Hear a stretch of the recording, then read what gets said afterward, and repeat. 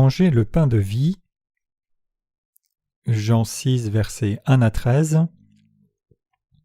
Après cela, Jésus s'en alla de l'autre côté de la mer de Galilée et de Tibériade. Une grande foule le suivait parce qu'elle voyait les miracles qu'il opérait sur les malades. Jésus monta sur la montagne et s'assit là avec ses disciples. Or la Pâque était proche, la fête des Juifs. Ayant levé les yeux et voyant qu'une grande foule venait à lui, Jésus dit à Philippe : « Où achèterons-nous des pains pour que ces gens aient à manger ?» Il disait cela pour l'éprouver car il savait ce qu'il allait faire. Philippe lui répondit : « Les pains qu'on aurait pour 200 deniers ne suffiraient pas pour que chacun en reçût un peu. » Un de ses disciples, André, frère de Simon-Pierre, lui dit : « Il y a ici un jeune garçon qui a 5 pains d'orge et 2 poissons. Mais qu'est-ce que cela pour tant de gens ?» Jésus dit : « Faites-les asseoir. » Il y avait dans ce lieu beaucoup d'herbes. Ils s'assirent donc au nombre d'environ 5000 hommes. Jésus prit les pains, rendit grâce et les distribua à ceux qui étaient assis. Il leur donna de même des poissons autant qu'ils en voulurent. Lorsqu'ils furent rassasiés, il dit à ses disciples : « Ramassez les morceaux qui restent afin que rien ne se perde. » Ils les ramassèrent donc et ils remplirent 12 paniers avec les morceaux qui restèrent de 5 pains d'orge, après que tous eurent mangé. Je vois que beaucoup d'ouvriers du ministère sont venus aujourd'hui. Je suis heureux de vous voir. Je peux bien voir la Bible quand je porte mes lunettes, mais je ne peux pas très bien vous voir quand je les porte. Les jours où j'étais jeune sont passés, et le temps où je serai un vieux pépé approche. Malgré cela, je suis heureux d'être venu parler devant vous à ce culte du vendredi soir ainsi. Je suis si heureux que le révérend Kim soit venu, et il doit retourner aux USA demain pour faire l'œuvre missionnaire, après s'être occupé de quelques affaires relatives au ministère de la littérature. Mais quoi qu'il en soit, je suis heureux de pouvoir le voir. Le monde est triste, mais nous sommes heureux quand nous nous assemblons. Je suis encore plus heureux à l'idée de partager la communion avec chacun ce soir. Je voudrais aussi accueillir les gens qui sont là pour la première fois. Nous lisons Jean 6 aujourd'hui. Jean 6, versets 1 à 13, rapporte que le Seigneur a nourri au moins 5000 personnes par le miracle des 5 pains et 2 poissons. À côté de cela, notre Seigneur a parlé du pain de vie en Jean 6. Je pense que si vous comprenez pleinement ne serait-ce que les passages de Jean 6, cela est suffisant pour que vous receviez la rémission des péchés, obteniez la vie éternelle et alliez au ciel. Notre Seigneur a vraiment parlé du pain de vie ici.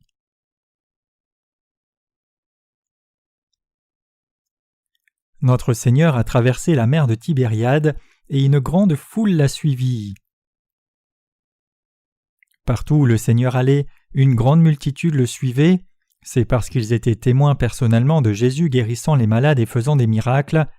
Quand Jésus a vu que beaucoup de Juifs le suivaient, il s'est assis à la montagne et a parlé à ses disciples. « Où achèterons-nous du pain pour qu'ils mangent ?» C'était pour tester ses disciples. Aussitôt qu'il a demandé cela, un de ses disciples, Philippe, a dit : « 200 deniers ne suffiraient pas pour que chacun ait même un peu de pain. » Puisqu'à ce moment-là, un denier était le salaire d'une journée pour un jeune homme, il leur fallait donc au moins 1 an de salaire pour nourrir tout le monde. Mais le disciple nommé André avait une idée différente. « Il y a un enfant ici qui a 5 pains et 2 poissons, mais qu'est-ce pour tout ce monde ?» Cet André est l'homme qui était mentionné brièvement en Jean 2 et n'apparaît pas souvent dans la Bible. Il était un frère de Pierre, et il a conduit Pierre au Seigneur Jésus après avoir rencontré le Seigneur. Quoi qu'il en soit, quand Jésus a testé ses disciples, Philippe dit que 200 deniers de pain ne suffiraient pas, et André savait que s'il apportait et donnait juste un peu de nourriture à Jésus, il pourrait nourrir tous ces gens juste en la bénissant. C'est quelque chose qui est arrivé il y a longtemps, mais quand je suis allé au séminaire, je me posais beaucoup de questions sur le passage des Écritures d'aujourd'hui. Il y a un temps où je questionnais les professeurs au sujet de ce miracle. « Monsieur, comment un tel miracle peut-il se produire ?» C'est parce que je me demandais comment ce genre d'œuvre pouvait se faire quand Jésus a béni la nourriture et l'a partagée avec 5000 personnes. Je me souviens aussi avoir été appelé dans le bureau d'un professeur par la suite et m'être fait reprendre. Maintenant même, je me questionne encore car ce n'est pas écrit exactement comme c'est arrivé dans la Bible. Quoi qu'il en soit, le Seigneur a béni la poignée de nourriture qu'André a apportée et a partagé le pain. Il est écrit qu'après que tous aient mangé, il restait 12 paniers pleins de reste. C'était un miracle merveilleux, dans lequel même après qu'il ait nourri 5000 personnes avec 5 pains et 2 poissons, il reste encore 12 paniers. Notre Seigneur a fait le même miracle pour nous qui sommes membres de l'Église de Dieu. Dieu a écrit ce miracle pour donner des leçons à ses ouvriers. Il est dit que lorsqu'il a fait des œuvres, il peut laisser 12 paniers pleins même après avoir nourri 5000 personnes, avec 2 poissons et 5 pains. En d'autres termes, Dieu a produit des œuvres de miracles en bénissant son Église. Le Seigneur a souvent accompli des miracles quand il était sur la terre. Le miracle semblait impossible à Philippe, et puisqu'il calculait seulement avec sa tête, cela semblait impossible quand il y pensait. Puisqu'André croyait que tous les gens pouvaient manger si le Seigneur bénissait la nourriture, il a apporté un panier qu'un jeune homme portait, l'a donné à Jésus et a dit « Il y a un enfant ici qui a 5 pains et 2 poissons. » Frères et sœurs, en interprétant ce passage spirituellement, les 2 poissons représentent l'Église de Dieu et les 5 pains représentent la grâce du salut que Dieu nous a donné. Dieu nous sauve des péchés du monde et nous bénit avec la grâce du salut qui vient par l'évangile de l'eau et de l'esprit. Il nous parle de ces œuvres de la grâce du salut qui se réalisent sur la terre entière à travers son Église. Dieu qui répand la grâce sur toute chose produit l'œuvre du salut à travers les justes dans son Église pour les nombreuses personnes qui désirent le suivre dans ce monde. Dieu nous montre comment il nous sauve à travers ce récit. Il donne particulièrement ses bénédictions à son Église, ses serviteurs et aux saints. Le Seigneur dit « Je vous dis encore, si 2 d'entre vous s'accordent sur la terre pour demander une chose quelconque, elle leur sera accordée par mon Père qui est dans les cieux, car là où 2 ou 3 sont assemblés en mon nom, je suis au milieu d'eux. » Matthieu 18, versets 19 à 20. Cela signifie que l'œuvre de Dieu s'élève quand les gens qui croient dans l'évangile de l'eau et de l'esprit et ont reçu la rémission de leurs péchés s'assemblent, prient et font tout ensemble. Dieu donne toujours la grâce du salut abondamment aux serviteurs et saints dans son Église. Nous ne pouvons pas vivre sans la grâce du Seigneur, mais quand il s'agit de la question de l'origine de la grâce de Dieu, la réponse est qu'elle coule à travers ses serviteurs et son Église. Il répand les bénédictions du salut et sa grâce à travers ses serviteurs dans son Église. Par conséquent, les gens dans l'Église de Dieu ne devraient pas essayer de vivre par leur propre force, ils doivent vivre en désirant les bénédictions de Dieu. Il y a certains serviteurs de Dieu qui essayent de faire l'œuvre de Dieu par eux-mêmes et leur propre force, mais l'Église de Dieu est l'endroit de son intervention, direction et grâce. Nous devons toujours nous rappeler que la direction et la grâce de Dieu existent, et vivre en étant reconnaissants pour cela. Nous devons faire son œuvre par la foi et suivre sa direction avec joie. Dieu donne les bénédictions et la grâce du salut pour que nous ne manquions de rien en toutes choses. Ce genre de bénédiction se trouve dans l'Église de Dieu. Ce miracle nous montre que notre Dieu conduit son Église dans toute œuvre et la bénit. 2 pains et 5 poissons étaient trop peu pour qu'une seule personne ne mange. Comment le Seigneur a-t-il pu nourrir 5000 personnes avec ? Extérieurement, les bâtiments de l'Église de Dieu ne sont pas grands. Parfois elles ont l'air des tentes de Kédar dont parle Cantique 1 verset 5. Savez-vous ce que sont les tentes de Kédar ? En Corée, il y avait des maisons extérieures faites de nattes de paille. Je pense que les tentes de Kédar sont comme cela. Peut les regarder. L'Église de Dieu a l'air de cela pour les gens du monde. Mais notre Dieu est le Seigneur qui accomplit l'œuvre bénie qui nourrit 5000 personnes dans l'œuvre que fait l'Église de Dieu. Comme il a répandu la bénédiction pour nourrir 5000 personnes dans le passé, il produit des œuvres bénies pour que sa parole de vérité puisse sauver les âmes mourantes de ceux qui ne connaissent pas les bénédictions du salut dans l'évangile de l'eau et de l'esprit. Je crois et je ne doute pas qu'il fera aussi ses œuvres dans le futur aussi. À chaque fois que je lis la Bible, je peux sentir que Dieu fait son œuvre dans son Église. Nous pouvons recevoir les bénédictions, non par nos bonnes œuvres, mais par notre foi dans la justice de Dieu. Nous savons que nous qui étions insuffisants avons pu revêtir la grâce du salut à travers son Église. Nous savons aussi que Dieu répand le salut sur les âmes perdues à travers son Église et les supplications des prédécesseurs dans la foi. Nous qui vivons dans l'Église de Dieu revêtons la grâce de Dieu par la foi. Bien sûr, il y a des bénédictions que Dieu nous a déjà données, mais malgré cela, nous ne sommes pas des gens qui devons continuellement nous revêtir des bénédictions pour vivre parce que nous sommes insuffisants devant Dieu. Si nous étions excellents spirituellement, nous n'aurions pas besoin de revêtir la grâce de Dieu, mais nous ne sommes pas excellents spirituellement et plutôt sommes insuffisants, donc dans l'Église de Dieu, nous devons revêtir la grâce de Dieu pour être utilisés pour le salut des âmes mourantes des gens. Nous devons tous, à travers l'Église de Dieu, expérimenter que le Seigneur répand la grâce et les bénédictions du salut. Nous devons expérimenter le Seigneur qui répand des bénédictions temporaires, tout comme les bénédictions de la foi spirituelle et la plénitude de la grâce dans nos cœurs. Dans le passage des Écritures d'aujourd'hui, y compris les malades, les gens qui suivaient Jésus ont expérimenté le miracle des 5 pains et 2 poissons qui ont nourri 5000 personnes. Même si 5 pains et 2 poissons auraient juste fait le repas d'un enfant, Dieu les a bénis pour les augmenter, et il y a eu des restes après qu'ils aient tous mangé plus de nourriture qu'il ne leur en fallait. Nous expérimentons maintenant les bénédictions et la grâce de Dieu. Quand nous sommes immatures spirituellement, nous avons parfois l'illusion que nous sommes le plus fort ou le plus intelligent au monde, mais même si nous pensions comme cela, alors que nous grandissons dans la foi, nous comprenons que nous sommes toujours insuffisants, donc nos têtes s'inclinent devant les prédécesseurs dans la foi et deviennent reconnaissantes pour le fait que nous sommes dans l'Église de Dieu. En d'autres termes, nous devenons humbles. Je suis certain que Dieu va infailliblement donner les bénédictions du salut à ceux qui croient dans l'Évangile de l'eau et de l'Esprit. J'ai vraiment cette foi, et je vous prêche ce sermon. Je ne parle pas sur des circonstances temporaires, plutôt, je parle avec une grande conviction parce que le Seigneur nous a bénis vraiment pour longtemps comme cela. Puisque le Seigneur nous montre le secret de Dieu, nous croyons qu'il bénira absolument si nous faisons son œuvre par la foi. Nous croyons qu'il nous bénira à tel point que cela sera visible avec évidence. Il y a vraiment beaucoup de preuves que nous avons reçu beaucoup de bénédictions de Dieu à travers son Église. Nous allons aux États-Unis pour distribuer nos livres sur l'Évangile de l'eau et de l'Esprit. Nous avons publié un livre intitulé « Êtes-vous vraiment né de nouveau d'eau et d'esprit ?» Nous avons l'intention de distribuer ce livre dans les librairies en ligne et hors ligne, largement dans le monde entier. Je crois qu'à travers cette œuvre, toute personne dans le monde connaîtra et croira l'Évangile de l'eau et de l'Esprit, recevra la rémission des péchés comme nous, et obtiendra la vie éternelle. Je suis certain que les âmes seront remplies de nourriture spirituelle en se consacrant à l'œuvre du salut d'autres âmes. Nous, les ouvriers de Dieu, croyons que le Seigneur travaille quand nous prêchons la justice de Dieu. Nous devons croire que Dieu, par sa justice, bénit les œuvres que fait son Église.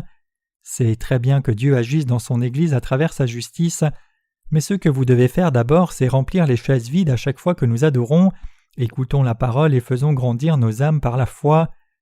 Je crois que lorsque vous conduisez d'autres âmes, vous vous unissez aux œuvres que l'Église que Dieu fait, et vous vivez par la prière et la foi, alors le Seigneur répand la grâce du salut sur d'autres âmes à travers tous vos efforts, et Dieu produit des œuvres de l'Évangile, et donnera les bénédictions avec lesquelles toutes les âmes pourront obtenir le salut. Nous voulons maintenant diffuser l'Évangile de l'eau et de l'Esprit, qui est la vérité du salut, à chacun dans le monde entier. Même si l'Église de Dieu à Séoul et les branches de l'Église dans le reste de notre pays ont l'air très petites aux yeux des hommes, ce sont en réalité de grandes églises aux yeux de Dieu. Les serviteurs de Dieu qui travaillent là sont si merveilleux, ils sont toujours occupés parce qu'ils font l'œuvre de Dieu. Dieu bénit toute l'œuvre que son Église fait. Nous ne voulons pas diffuser l'Évangile de l'eau et de l'Esprit aux gens qui vivent juste près de nous. Nous voulons diffuser l'Évangile partout ailleurs, en Corée, aux États-Unis, au Japon, en Chine, et tous les autres endroits en Asie, tous les endroits d'Afrique, tous les endroits d'Amérique du Sud et du Nord, et tous les endroits d'Europe. Nous allons publier une série de livres sur l'Évangile de l'eau et de l'Esprit. Beaucoup de gens ont lu le premier livre et ont reçu le salut. Malgré cela, il y a des gens qui pensent que cela suffirait de publier un seul livre et donc nous dépenserions de l'argent inutilement, mais ils pensent ainsi parce qu'ils n'ont pas goûté la parole de Dieu en entier. La parole de la Bible ne parle pas d'un seul sujet. Puisque Dieu veut que son évangile de l'eau et de l'esprit soit proclamé au monde entier, il veut nous enseigner différentes leçons. Donc les gens du monde doivent aussi croire dans l'évangile de l'eau et de l'esprit auquel nous croyons maintenant, obtenir le salut et la vie éternelle, et recevoir la bénédiction de devenir enfants de Dieu. Nous avons déjà revêtu la grâce du salut du péché. Nous avons commencé cette œuvre pour diffuser l'évangile de l'eau et de l'esprit à tous les gens du monde, y inclus les pays anglophones. Il y a beaucoup d'épreuves et d'erreurs jusqu'à présent, mais nous avons avancé avec foi. Nous voulons vraiment diffuser l'évangile de Dieu. L'évangile de l'eau et de l'esprit est entré dans presque toutes les nations du monde. Il entrera dans beaucoup plus de nations à l'avenir. Je me demande quand l'évangile de l'eau et de l'esprit sera en mesure d'entrer dans toutes les nations du monde. Il est dit dans la Bible, que cet évangile doit être proclamé jusqu'aux extrémités de la terre avant que notre Seigneur ne vienne. Donc si nous voulons que le Seigneur revienne bientôt, nous devons diffuser rapidement l'évangile de l'eau et de l'esprit. Comment peut-il aller dans les centaines de pays et qui le proclamera? En Chine et au Japon, nos diacres accueillent nos ministres, donc ils peuvent travailler avec nos diacres efficacement, mais les gens dans la plupart des pays sont absolument ignorants de nos allées et venues dans leur pays. Ils ne savent pas que nous allons et venons. Dieu a ses ouvriers qui nous rencontrent à ces endroits aussi. Nous préparons diligemment l'œuvre de la diffusion de l'évangile de l'eau et de l'esprit, puisque nous voulons vraiment diffuser l'évangile. Mais puisque nos cœurs se dépêchent et que les choses ne vont pas toujours comme nous voulons, nous sommes frustrés et nous nous sentons insuffisants. Malgré cela, nous avons foi dans la justice de Dieu et sa parole, et il produit vraiment beaucoup d'œuvres à travers notre foi. Il n'y a réellement pas de livre de sermons qui prêche l'évangile de l'eau et de l'esprit dans le monde entier. S'il y avait quelques livres qui contenaient l'évangile de l'eau et de l'esprit, la proclamation du vrai évangile serait plus facile, mais il n'y a pas de livre.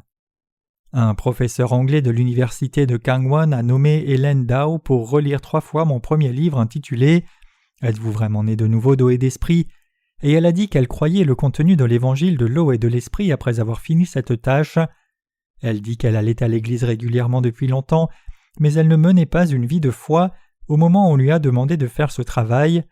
Le fait qu'il serait bon que cette personne relise et corrige ce livre était la première pensée de notre côté, mais cette personne a reçu la rémission de ses péchés en lisant et corrigeant notre livre 3 fois. Quand je l'ai rencontrée et dîné avec elle et conversé avec elle, elle a rapidement compris même quand je lui ai parlé de choses spirituelles. Elle a compris mes paroles comme quelqu'un qui aurait été avec moi depuis plus de 3 ans. J'ai été surpris parce qu'elle a rapidement compris chaque sujet spirituel dont j'ai parlé. Elle a dit « Si ce livre va vers d'autres pays, il y aura beaucoup de gens qui croiront au véritable évangile comme moi. » Elle est canadienne et n'a même pas 40 ans, mais elle a dit qu'elle n'avait jamais vu ce genre de livre. Ce n'est pas que nous soyons spéciaux, puisque l'évangile de l'eau et de l'esprit est la vérité biblique et logique. Il a donné à son cœur la foi du salut. Cette femme a pu recevoir le salut de tous ses péchés en relisant ce livre, parce que ce livre a donné des réponses claires à ses questions non résolues depuis longtemps. Elle a reçu le salut des péchés du monde par sa foi et continué de dire « Merveilleux !» Elle était vraiment heureuse. Combien c'est bien! Nous aussi rendons grâce à Dieu. Cette sœur recevant le salut des péchés était déjà prédestinée en Jésus-Christ. Si une personne reconnaît vraiment l'évangile de l'eau et de l'esprit, elle ne peut que recevoir le salut de tous ses péchés par la foi.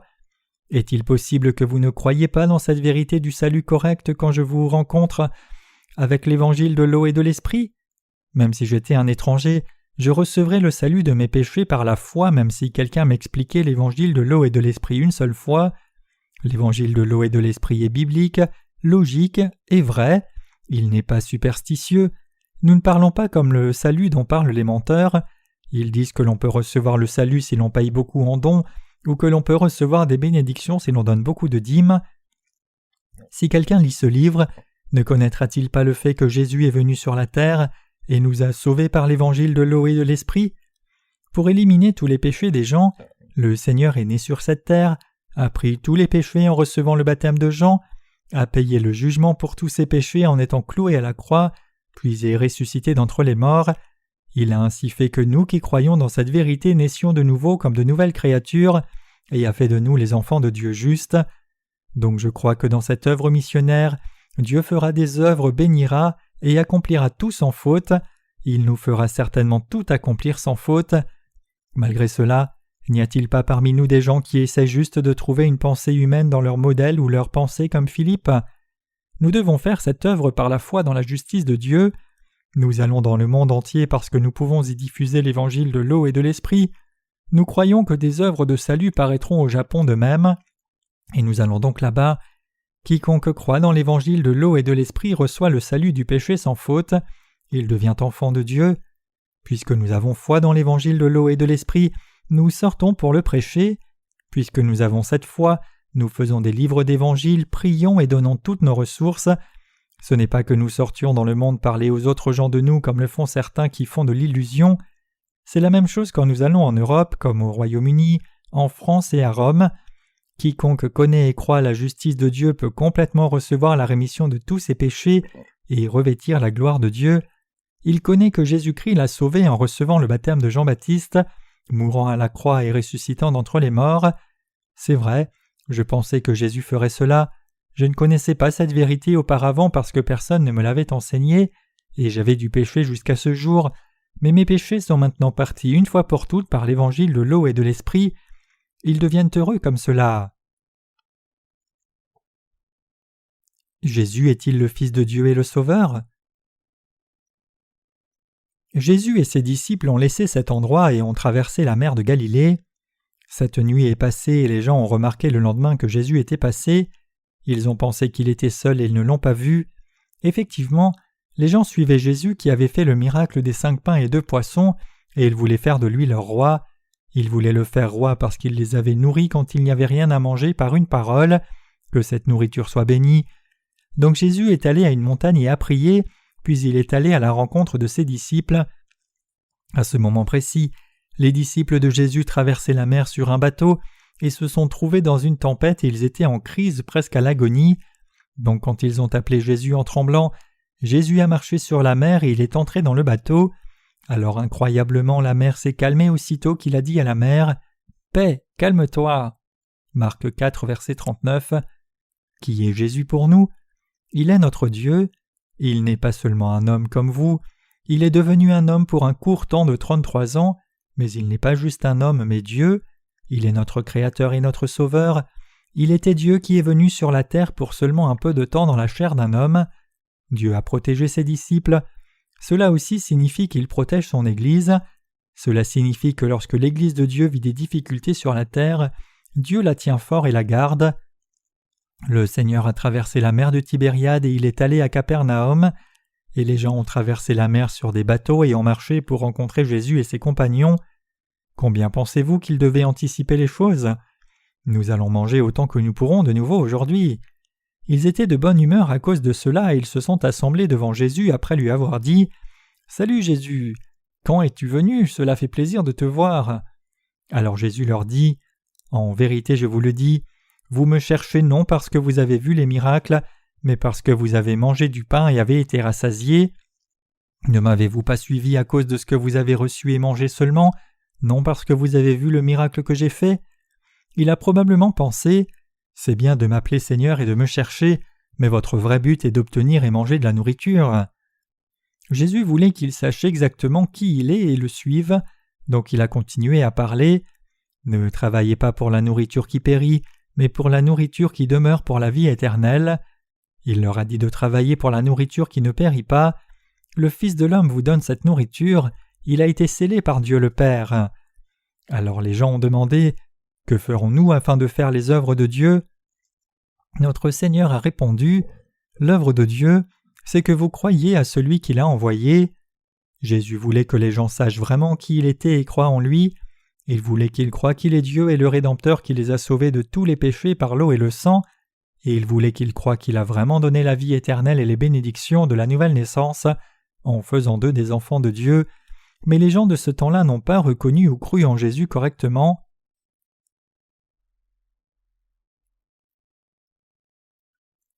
Cette génération maintenant est la même. Les gens disent qu'ils croient en Jésus, mais ils sont pleins de pensées de la chair. Les chrétiens d'aujourd'hui sont pleins de pensées que s'ils croient juste en Jésus, ils auront à manger et de l'argent, seront en bonne santé et obtiendront un bon emploi, donc ils cherchent une grande église. Cela signifie qu'ils ne veulent pas croire dans la justice de Jésus et ils ne vivent pas leur vie religieuse pour recevoir la rémission de tous leurs péchés dans leur cœur. Donc Jésus n'aimait pas ces gens et leur disait de chercher les choses spirituelles. N'a-t-il pas dit « Ne me suivez pas pour la nourriture qui périt, mais demandez-moi la nourriture qui ne périt point. Si vous le faites, je vous en donnerai. » Qu'est-ce que la nourriture qui ne périt pas ? Qu'est-ce ? Quel est le signe qui nous fait croire en Jésus ?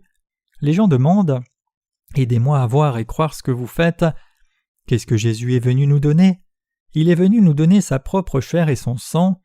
Ici, en Jean 6, il dit « Quiconque mange ma chair et boit mon sang a la vie éternelle. » Il est venu nous donner sa chair et le sang qui sont une vraie nourriture et une vraie boisson. Notre Seigneur n'a-t-il pas dit qu'il est le pain de vie ? Donc nous devons manger la chair et prendre le sang de Jésus spirituellement dans nos cœurs. Jésus est notre Sauveur et il est notre Dieu. Qu'a fait Jésus pour nous donner le salut de nos péchés? Il a reçu le baptême de Jean-Baptiste au Jourdain et a pris tous vos péchés et les miens sur lui une fois. Il a pris tous vos péchés à la fois par son baptême. Il a fait cela pour accomplir toute la justice de Dieu. Par Jean-Baptiste, représentant de toute l'humanité, Jésus a reçu le baptême qui a transféré tous les péchés du monde sur lui. Cela a son origine dans le système sacrificiel de l'Ancien Testament, dans lequel les gens posaient les mains sur un sacrifice et transféraient leurs péchés dessus. De même, Jésus a reçu et porté les péchés du monde par son baptême, a été attaché à la croix et a versé son sang. Donc le baptême de Jésus est une vraie nourriture pour nous, et son sang à la croix, qui est son sang de vie, est notre vraie boisson. Le sang de Jésus à la croix est le jugement pour nos péchés, et le baptême de Jésus était le baptême qui a transféré vos péchés et les miens sur son corps. Jésus a dit « Quiconque mange ma chair et boit mon sang a la vie éternelle ». Jésus a reçu le baptême de Jean-Baptiste pour éliminer tous les péchés de l'humanité. Ce baptême prend en charge même les péchés qui vont naître sur cette terre dans le futur. Nous devons manger la nourriture de l'âme en croyant dans cette vérité, c'est-à-dire dans l'évangile de l'eau et de l'esprit. Ce n'est autre que manger le pain de vie. Jésus est le pain de vie et la vraie boisson. Nous devons manger le pain de vie par la foi, et vous devez croire que Jésus est votre pain du salut.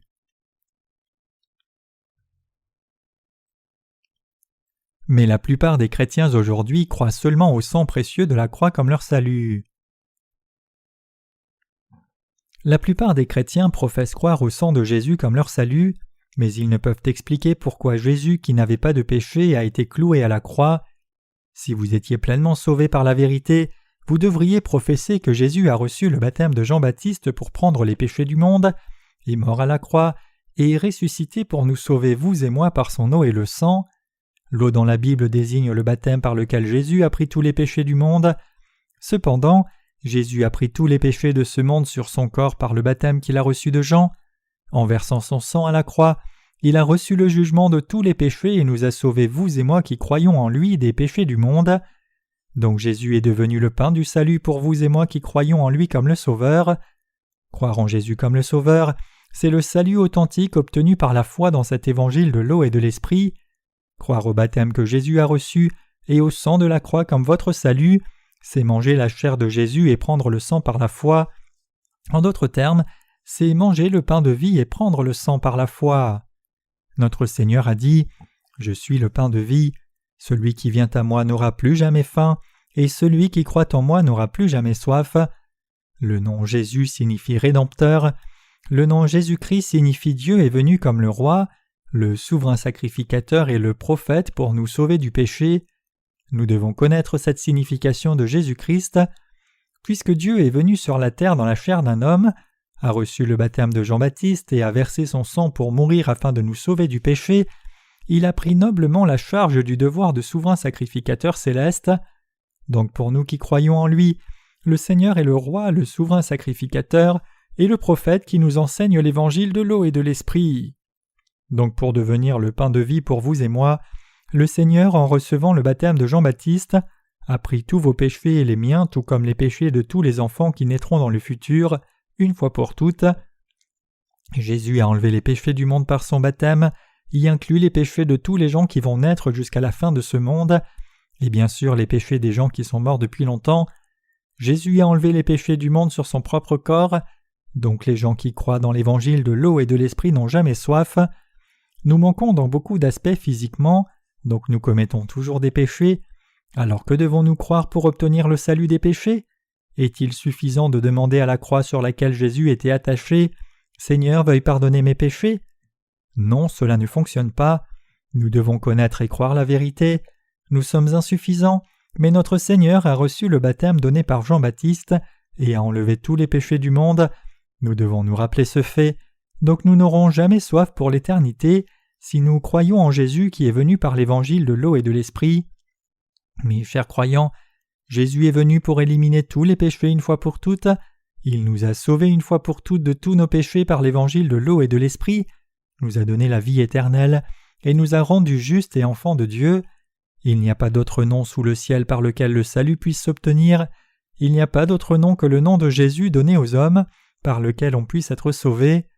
Quand les gens croient en Jésus qui est venu par l'évangile de l'eau et de l'esprit comme leur Sauveur et Seigneur, ils reçoivent le salut du péché et la rémission de leurs péchés. Nous recevons le salut en croyant dans l'évangile de l'eau et de l'esprit. Peu importe combien les gens peuvent vivre vertueusement, leurs péchés ne disparaissent pas. Peu importe combien une personne essaye de vivre sans commettre le péché de ne pas croire dans la justice de Dieu reste toujours dans son cœur. Les gens recevront la punition de l'enfer pour ce péché. Les gens qui ne croient pas que Jésus nous a sauvés de tous nos péchés par l'eau, le sang et l'esprit commettent le péché qui les envoie en enfer.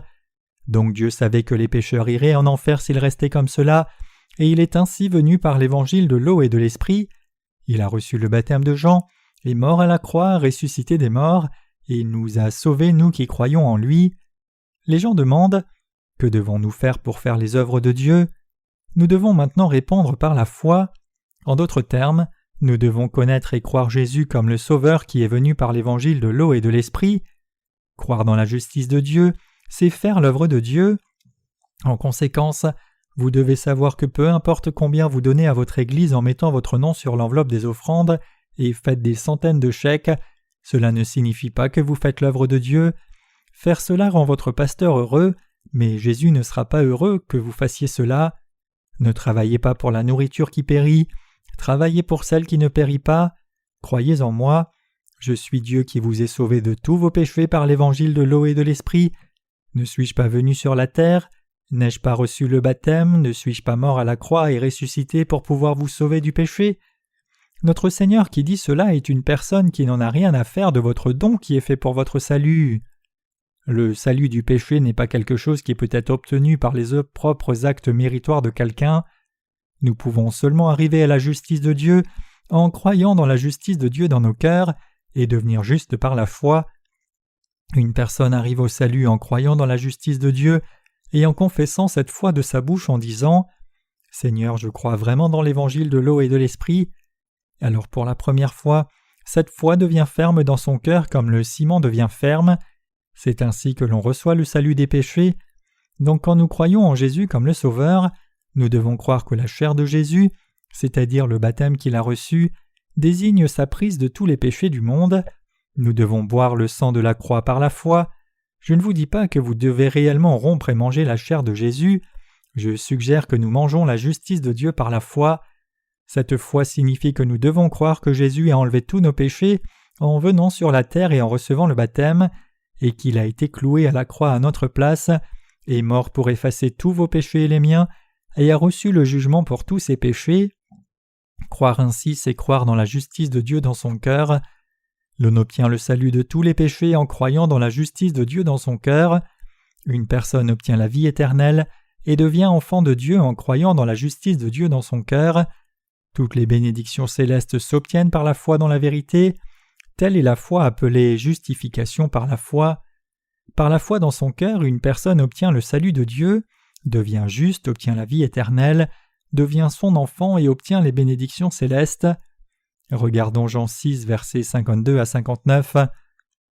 Là-dessus, les Juifs disputaient entre eux, disant « Comment peut-il nous donner sa chair à manger ?» Jésus leur dit « en vérité, je vous le dis, si vous ne mangez la chair du Fils de l'homme et si vous ne buvez son sang, vous n'avez pas la vie en vous-même. Celui qui mange ma chair et qui boit mon sang a la vie éternelle, et je le ressusciterai au dernier jour, car ma chair est vraiment une nourriture, et mon sang est vraiment un breuvage. Celui qui mange ma chair et qui boit mon sang demeure en moi, et je demeure en lui. Comme le Père qui est vivant m'a envoyé, et que je vis par le Père, ainsi celui qui me mange vivra par moi. C'est ici le pain qui est descendu du ciel. Il n'en est pas comme de vos pères qui ont mangé la manne et qui sont morts. Celui qui mange ce pain vivra éternellement. » Jésus dit ces choses dans la synagogue enseignant à Capernaum. Mes chers croyants, nous devons manger la chair et le sang de Jésus par la foi. Nous pouvons seulement obtenir le salut en acceptant le baptême de Jésus et la croix dans nos cœurs par la foi. Nous devons croire ces choses dans nos cœurs. Même si quelqu'un ne connaît rien sur la Bible, il doit croire que Jésus est le Rédempteur, qu'il est Dieu, et qu'il est venu sur la terre dans la chair d'un homme pour nous sauver des péchés du monde, a reçu le baptême de Jean par lequel il a pris les péchés du monde, et a reçu le jugement sévère pour nos péchés à la croix. Il nous a entièrement sauvés en ressuscitant d'entre les morts. Nous ne pouvons pas oublier ces faits et devons y croire dans nos cœurs.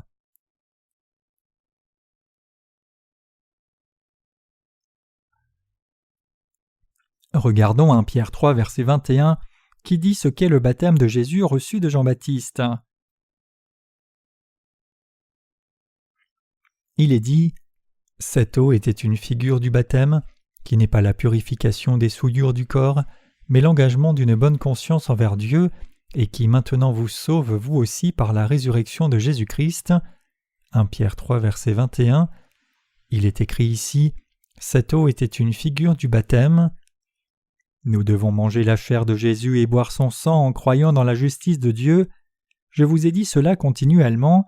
Nous devons croire au baptême et au sang de Jésus dans nos cœurs. Croyez-vous? Le baptême que Jésus a reçu de Jean-Baptiste, c'est la chair de Jésus. Cette eau était une figure du baptême. En d'autres termes, en recevant le baptême, Jésus a reçu le transfert de tous les péchés que nous commettons, ces péchés que nous commettons par nos actes, ceux que nous commettons consciemment et ceux que nous commettons inconsciemment. Qu'est-il dit après?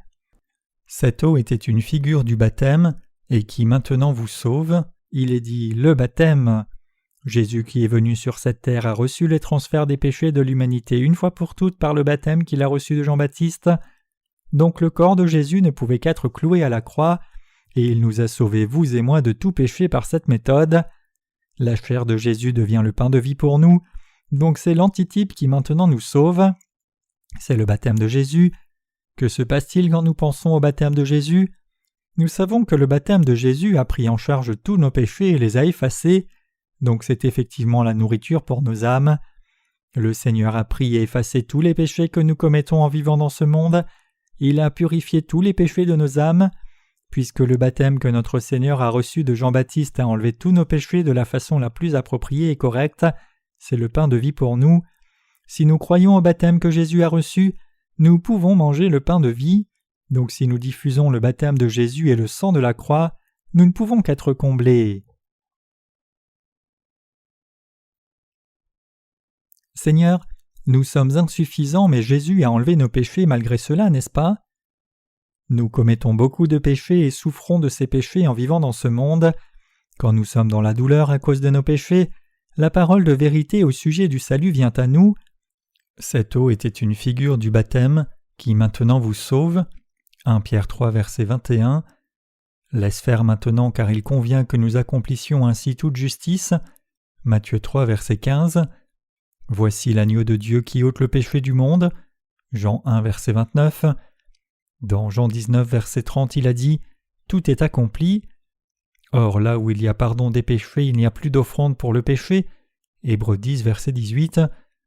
Il n'y a donc maintenant aucune condamnation pour ceux qui sont en Christ Jésus, qui marchent non selon la chair, mais selon l'Esprit. Romains 8, verset 1. Car ce que la loi ne pouvait pas faire parce qu'elle était faible par la chair, Dieu l'a fait en envoyant son propre Fils à l'image de la chair pécheresse pour le péché, et il nous a sauvés de tout péché. Quand nous pensons à ces paroles, nous en arrivons à faire ce genre de confession. Seigneur, merci. Nos âmes sont comblées quand nous pensons à la parole sur ta chair et le sang. Merci Seigneur. J'ai essayé de ne pas commettre des péchés, mais j'ai commis le péché et ne pouvais pas marcher par la parole de Dieu. Je reconnais mes erreurs. Je ne pouvais qu'être condamné à cause de mes péchés, mais je crois que tu as pris mes péchés lorsque tu as reçu le baptême de Jean-Baptiste. Merci. Nos âmes sont remplies de ta justice. Nous avons été ramenés de la mort à la vie par la foi. Sans l'évangile de l'eau et de l'esprit, nous sommes des âmes qui ne peuvent que gémir à mort et recevoir la destruction à cause de nos péchés, mais nous sommes revenus à la vie par la foi. Seigneur, merci. Je crois en ta justice et je te loue. Tu t'es chargé de tous nos péchés puis es mort pour nous à la croix. Donc je crois dans ta justice. Je veux maintenant vivre en faisant les œuvres justes. Puisque tu as résolu tous mes péchés, je veux faire des œuvres justes indépendamment des péchés que j'ai commis. Tu m'as fait faire des œuvres justes, as fait de moi l'un des justes et enfant de Dieu, et je remercie Dieu le Père qui a répandu la grâce du salut sur moi, par laquelle je peux l'appeler Abba Père. Je remercie Jésus-Christ et je remercie le Saint-Esprit. Il est écrit « Cette eau était une figure du baptême, qui n'est pas la purification des souillures du corps, mais l'engagement d'une bonne conscience envers Dieu, et qui maintenant vous sauve vous aussi par la résurrection de Jésus-Christ. 1 Pierre 3, verset 21. Comment nos consciences peuvent-elles devenir bonnes ? La raison pour laquelle nos consciences deviennent bonnes et fortes devant Dieu, c'est que nous croyons en Jésus qui a reçu le baptême de Jean-Baptiste, a pris tous nos péchés une fois pour toutes, et a reçu le jugement à la croix. Donc nous avons des consciences sans péché, bonnes devant Dieu, nous devenons honorables par la foi, et sommes capables d'appeler Dieu notre Père. Nous pouvons confesser à Dieu « Père, merci ». Si le Père de vos âmes est mort pour vos péchés, vos consciences seront pures, vous deviendrez reconnaissant à chaque fois que vous penserez au Sauveur, vous serez ainsi par votre conscience de la foi. Si quelqu'un vous accuse, vous pouvez dire « Quel est votre problème ? Mon Seigneur a reçu le transfert de mes péchés par son baptême puis est mort à ma place pour me sauver de la mort. Il m'a rendu sans péché et m'a sauvé. Comment puis-je dire que j'ai du péché ? » Même si la personne continue de provoquer disant « Malgré cela, tu as commis des péchés », vous pouvez dire avec conscience par la foi « Quoi qu'il en soit, mes péchés et leur prix ont clairement été payés par Jésus. Pourquoi aurais-je alors du péché ? Il est évident que j'ai commis des péchés, mais Jésus a déjà reçu la purification et le jugement pour tous mes péchés. » De même, nous pouvons croire avec une conscience claire devant Dieu que nous sommes devenus ses enfants par la foi, au baptême que Jésus a reçu et au sang de la croix. Puisque Jésus a reçu le baptême de Jean-Baptiste puis est mort à la croix pour vous sauver, et s'est assis à la droite du trône de Dieu, nous croyons en Jésus qui a fait ses actes justes et nous devenons honorables dans nos consciences. Il n'y a pas d'autre méthode du salut du péché que celle-ci. De bonne conscience recherche Dieu comme cela. Nous croyons au baptême de Jésus et son sang à la croix, appelons Dieu notre Père et le suivons en confessant Alléluia. Nous devenons enfants de Dieu comme des êtres sans péché et louons la justice de Dieu. Comment pouvez-vous dire que vous n'avez pas de péché devant Dieu si vos péchés n'ont pas été transférés sur Jésus par le baptême qu'il a reçu de Jean-Baptiste ? Comment pouvez-vous résoudre les péchés de vos cœurs ? Comment réglons-nous les transgressions commises chaque jour ? Pouvons-nous les traiter en faisant des prières de repentance ? C'est ridicule. Puisque Jésus a pris tous nos péchés par le baptême qu'il a reçu de Jean-Baptiste, nous n'avons pas de péché, et il n'y a pas de raison de recevoir de jugement puisque le Seigneur a porté nos péchés puis est mort à notre place. Nous croyons à la justice de Dieu dans nos cœurs et avons reçu le salut des péchés. À travers son Église que Dieu a établie, il sauve les gens dans le monde entier par l'évangile de l'eau et de l'esprit. Puisque nous croyons dans la justice de Dieu, nous proclamons cette foi que nous avons au monde entier pour que toute personne à travers l'Église de Dieu puisse croire dans l'évangile de l'eau et de l'esprit, recevoir la rémission des péchés et recevoir la grâce du salut qui fait naître de nouveau. Nous devons semer les semences du salut dans chaque champ du cœur des gens par l'évangile de l'eau et de l'esprit. Nous devons aider tout le monde à croire dans l'évangile de l'eau et l'esprit pour qu'ils obtiennent le salut des péchés. Ainsi, Dieu nous rendra capables de faire cette œuvre et nous bénira. En Jean 3, Jésus dit à Nicodème « En vérité, je te le dis, si un homme ne naît de nouveau d'eau et d'esprit, il ne peut entrer dans le royaume de Dieu. » Les gens qui croient dans la justice de Dieu reconnaissent toujours l'évangile de l'eau et de l'esprit. Les gens qui croient dans la justice de Dieu doivent croire que Jésus est Dieu et qu'il nous a sauvés de tous les péchés par le baptême que Jésus a reçu de Jean-Baptiste et le jugement du péché qu'il a reçu à la croix. Nous avons obtenu la vie éternelle en croyant en lui, sommes devenus enfants de Dieu en croyant en lui et avons reçu par la foi toutes les bénédictions et la grâce que Dieu le Père donne. Notre Seigneur est Dieu le Rédempteur. Notre Seigneur est venu sur cette terre et nous a sauvés une fois pour toutes. Cependant, il y a beaucoup de pasteurs qui ne connaissent pas cet évangile et donc ne peuvent pas le diffuser. Ils conseillent leurs assemblées comme ceci. « Frères et sœurs, vous avez commis beaucoup de péchés la semaine dernière, n'est-ce pas ? J'espère que vous vous repentez. J'espère que vous souffrez et vous repentez. J'espère que vous faites des prières dans le jeûne. Mais si vos péchés disparaissaient ainsi par les larmes et les sanglots, c'est-à-dire si vous pouviez aller au ciel et recevoir la rémission des péchés en faisant des prières de repentance, Jésus ne serait pas venu sur cette terre pour recevoir le baptême de Jean-Baptiste, mourir à la croix ou ressusciter. Mes chers croyants, j'espère à tout prix que vous avez foi dans la parole dont vous avez reçu le témoignage par l'Église de Dieu. Il y a beaucoup d'églises dans le monde, mais la plupart ne diffusent pas l'évangile de l'eau et de l'esprit. Quelle est l'Église de Dieu ? Qui sont les fraudeurs spirituels ? Les gens doivent avoir honte de fréquenter des églises qui ne diffusent pas l'évangile de l'eau et de l'esprit. Pouvez-vous entendre l'évangile de l'eau et de l'esprit si vous fréquentez une grande église faite de briques rouges?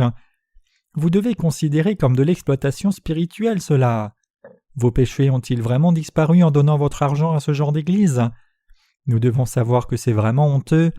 Ne soyez pas fiers de l'église que vous fréquentez. Quand vous fréquentez l'église de Dieu qui diffuse l'évangile de l'eau et de l'esprit, vous n'avez pas besoin de préparer d'argent. Cela suffit si nous avons des choses à manger, l'argent pour payer le loyer, de l'argent pour faire des livres et de l'argent pour faire l'œuvre missionnaire à l'étranger. Pourquoi avons-nous besoin d'insister pour construire un bâtiment d'église de briques rouges? Pourquoi rassemblerions-nous tant d'argent en professant croire dans la justice de Dieu? Tout l'argent doit être consacré à l'œuvre de la diffusion de la justice de Dieu. Dans ce monde, il doit y avoir beaucoup de trompettes de l'Évangile qui diffusent la justice de Dieu. Alléluia.